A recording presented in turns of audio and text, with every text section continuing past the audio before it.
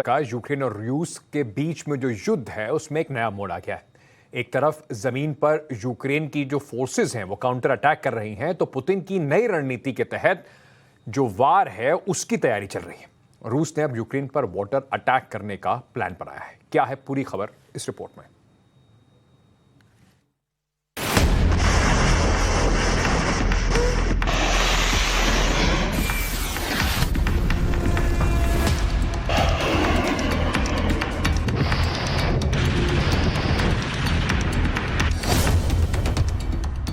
न गोली, न बारूद, न बम, यूक्रेन पर गिरेगा वाटर बम।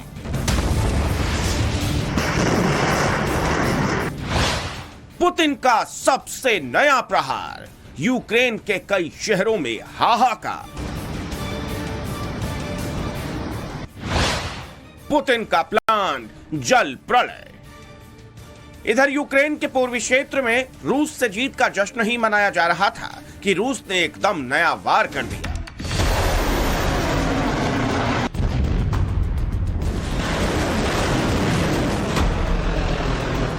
पुतिन का यह प्रहार नया था क्योंकि इसमें न सेना का इस्तेमाल किया गया, न ही किसी फाइटर जेट का।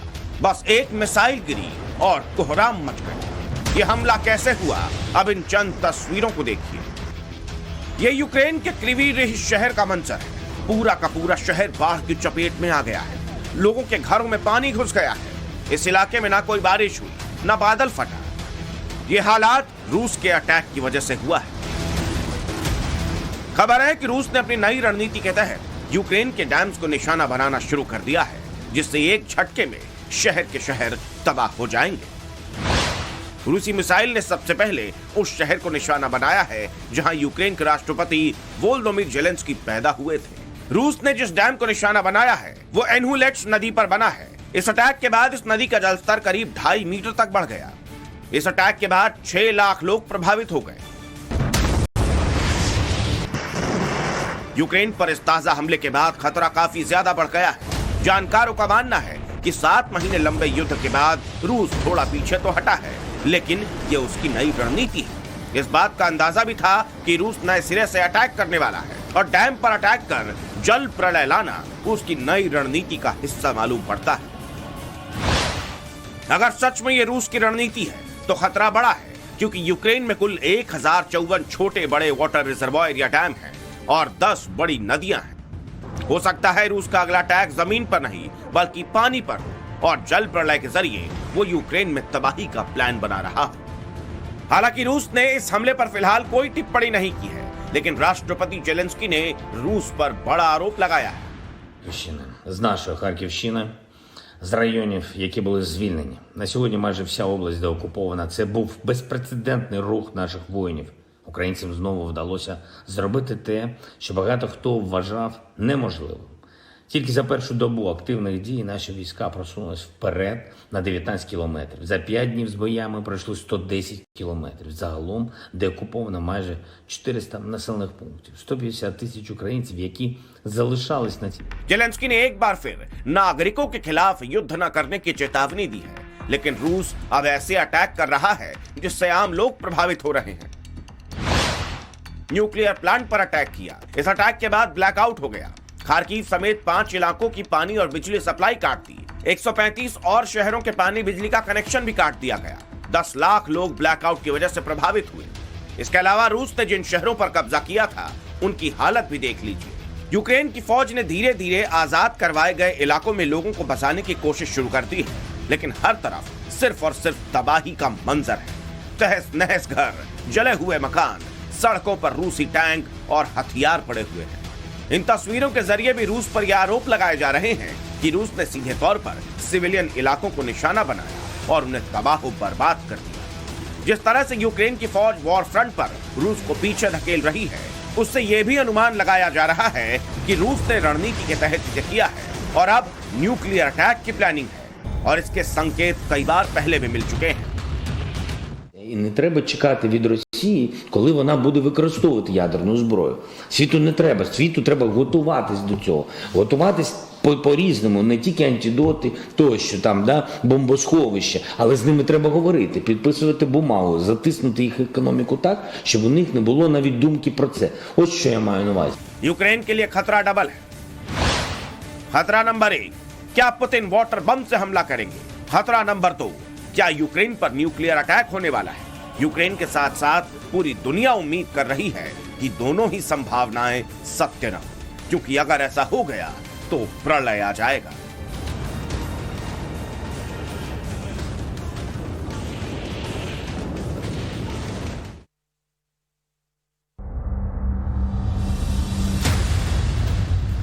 जिस हिसाब से बैटलफील्ड की स्थिति है, उससे यह तो साफ जाहिर हो रहा है कि यूक्रेन और रूस के बीच की यह जंग अभी थमने वाली नहीं है, क्योंकि दोनों ही मुल्क अटैकिंग मोड में हैं।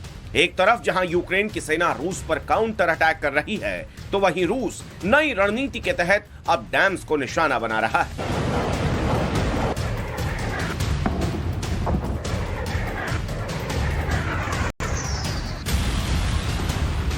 इतना ही नहीं, जंग में दोनों मुल्क जिस तरह से अपने हथियारों को अपग्रेड कर रहे हैं, उससे तो यह आशंका जताई जा रही है कि अब यह युद्ध और विध्वंसक होने वाली है, क्योंकि अब यूक्रेन की HIRM मिसाइलें रूस की KH-31P मिसाइलों से आमने सामने की टक्कर में है। रूस और यूक्रेन दोनों ने अपनी तरकश से ऐसे ऐसे तीर निकाले हैं जो किसी भी मिसाइल सिस्टम को भेदने में सक्षम है। रूस ने एक नया वीडियो जारी किया जिसमें रूस के Su-35 फाइटर जेट्स KP-31 मिसाइलों से लैस होकर उड़ान भर रहे हैं। मिसाइलों से लैस रूसी फाइटर जेट्स यूक्रेन से लगी रूसी सीमा के पास एयरफील्ड पर स्पॉट किए गए हैं। इस वीडियो के सामने आने के बाद आशंका जताई जा रही है कि रूस अब जंग में इन मिसाइलों का इस्तेमाल कर सकता है।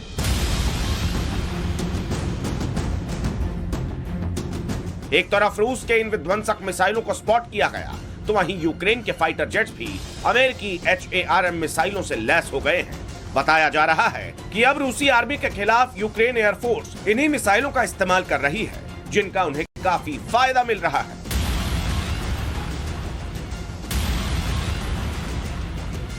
मिसाइल वर्सेस मिसाइल की इस लड़ाई में दोनों ही मुल्क टक्कर में हैं, क्योंकि ये दोनों एंटी रेडिएशन मिसाइलें हैं और किसी भी मिसाइल डिफेंस सिस्टम को चकमा देने में सक्षम है।